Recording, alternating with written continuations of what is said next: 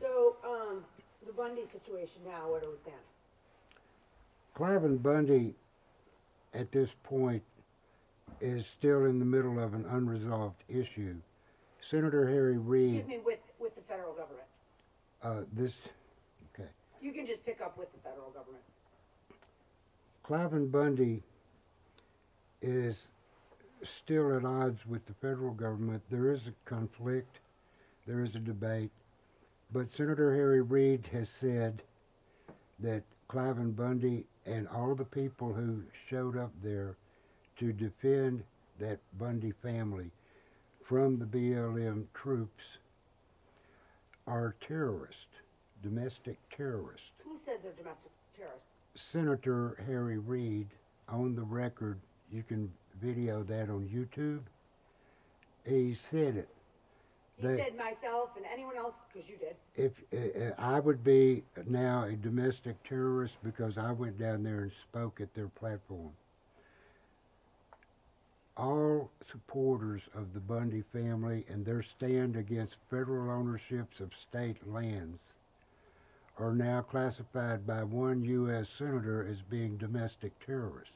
But this goes hand in hand with the general government's arrogance that purports that now, in effect, it has an authority over the states which created it and can supersede state ownership of state land simply by force, by brute force. how'd this happen?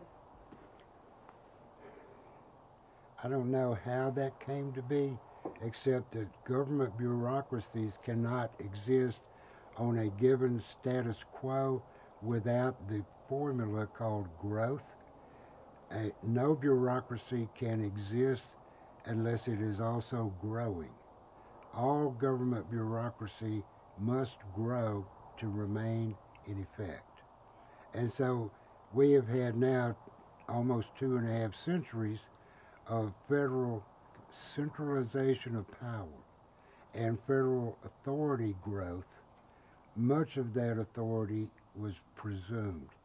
And the reason I can say that, once again, is through 9th and 10th Amendments. But more recently than those amendments, in 1997, Sheriff Richard Mack of Graham County, Arizona, sued the federal government over the Brady Act and won a fabulous states' right decision at the Supreme Court. Justice Scalia wrote the majority opinion and brilliantly said, "It is incontestable that the Constitution creates a system of dual sovereignty." That's a quote from Justice Scalia. For the layman, what is he saying? He is saying and he spelled this out in his majority opinion. There is areas inside the states that the federal government has no authority to intrude into. There's also areas in the federal government that the states cannot intrude into, such as if a state wants to pass a law that would violate its citizens' protected Bill of Rights, the federal government has the authority to nullify that state's law and say, you cannot violate your citizens' inalienable rights as enumerated in the Bill of Rights, your first 10 amendments. That is an authority the states cannot supersede. But the states have rights also that the federal government cannot intrude into, not Like? lawfully. But the federal government, Like what? well, like how to manage the forest in Montana. We have forest wildfires now that are burning excessively much hotter than ever before because we are not allowed by the EPA, we're not allowed by the Forest Service to groom and manicure and manage and harvest our forest in a responsible, ecologically valid way. Why? Because the federal government wants to manage how this is done. They are being influenced by special interest that I won't go into right here. but part of that special interest can classify under the name Agenda 21. Okay? But the power, let me give you a brief example, or let me give you a brief reference. At the Federated American Scientists website is a 248-page U.S. Army document called Unconventional Warfare.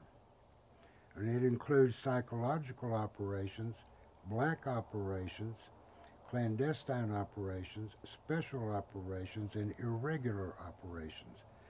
And it includes the fact that these psychological warfare operations employ human traffickers, drug pushers, money launderers, and terrorists.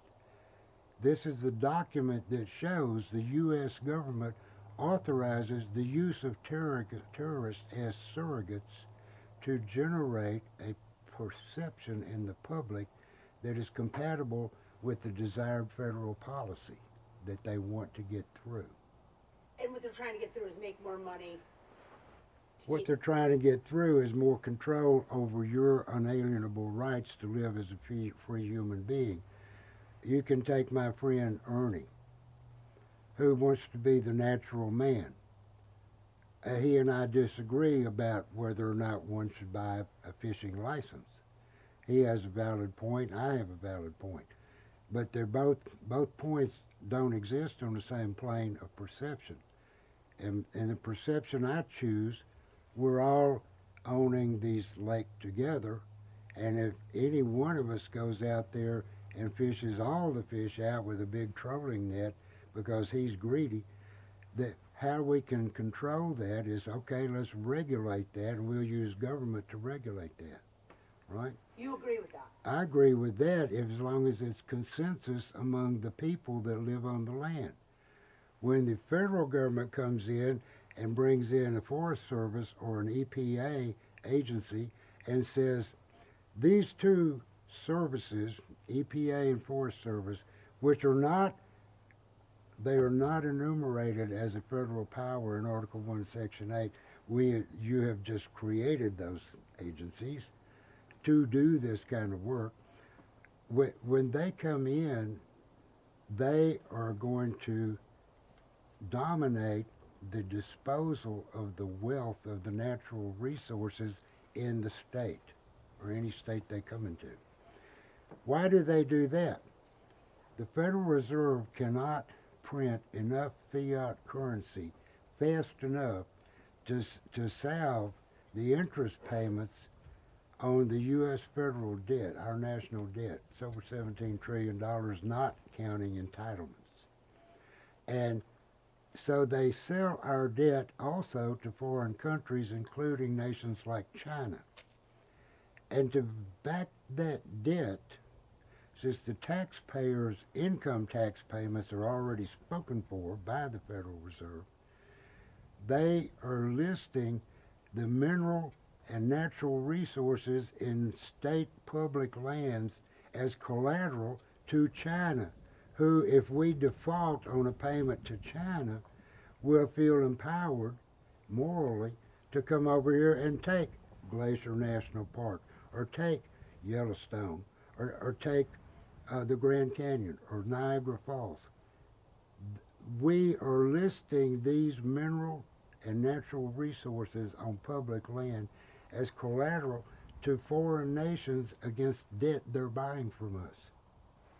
Go back for one more second. That's very good. Go back and just say, so tell me Ernie's point to the fishing thing. Okay, Ernie's point is, and this would be my possibly unpermitted misinterpretation of his point. But the way I would see it from my chosen perspective, which is one of agreeableness, I'm willing to agree to limited government. He is saying that Western civilization and its passion and fetish and addiction to laws has prevented now even a man of the woods to go out to a creek or a body of water and catch a fish for his belly. And because Ernie says the state doesn't have the right to license that. Now I'll give you some backup for him on that. You remember Bill Clinton was impeached. Henry Hyde was the head of the Judiciary Committee in the House of Representatives that indicted him. The trial was to be in the Senate, and to represent the Judiciary Committee from the House in the Senate impeachment of Clinton, they engaged the services of a man from Chicago named David Shippers, who is an extremely eloquent guy. And long after this impeachment failed, David Shippers himself said, where our country went wrong was when we went to license. And you think back 120 years ago, you didn't have to get a license to drive a car. You didn't have to get a license plate and put on your car. You didn't need a license to fish or to hunt. All of this has accrued as government bureaucratic power has been expanded over the states and even finally down to the county levels. What I think is funny, sorry, I just have to say this, it's so interesting because it's like down in California we have all these